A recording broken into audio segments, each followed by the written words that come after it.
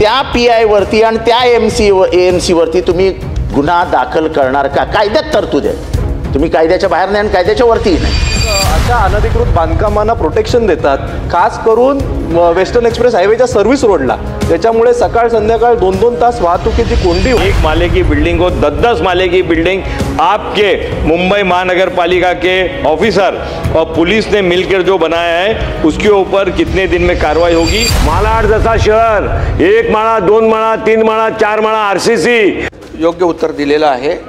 अनधिकृत आणि अतिक्रमणाच्या बाबतीमध्ये तुम्ही सांगितलेलं आहे की बाबा कुठे कुठे अनधिकृत बांधकामं आहेत त्यांची यादी करूया. मी या ठिकाणी मुंबई महापालिकेच्या आयुक्तांना निर्देश देतो की वेगवेगळ्या भागामध्ये जिथं जिथं अशा प्रकारची अनधिकृत बांधकामं आहेत आणि त्यांची एक यादी तयार करा. ती अनधिकृत बांधकामं ज्या प्रकारची आहेत त्याचं एक वर्गीकरण आपण करू आणि अनधिकृत बांधकामं जी आहेत ती आपण त्याची यादी करून त्याच्यावर नियमाप्रमाणे कार्यवाही करू. अरे AMC असू दे, जो AMC काम करत नसेल त्याची चौकशी करू. AMC जर चुकीच्या पद्धतीने कोणाला प्रोटेक्ट करत असेल तर त्याची चौकशी करू आणि त्याची कारवाई करू. मी सांगू का?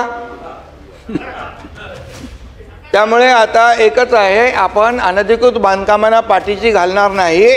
यासाठी जितेंद्र आव्हाडजी आपण क्लस्टर जी का भूमिका घेतली याचं कारणच ते की आतापर्यंत झालं आता त्याला अनधिकृत बांधकामाला फुल स्टॉप लागला पाहिजे.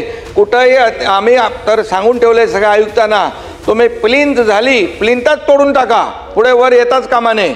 त्यामुळे बिलकुल अनधिकृत बांधकामांना पाठीशी सरकार घालणार नाही आणि जे कोणी अधिकारी या बाबतीमध्ये पाठीशी घालत असतील तर त्यांची चौकशी करून कारवाई केली जाईल.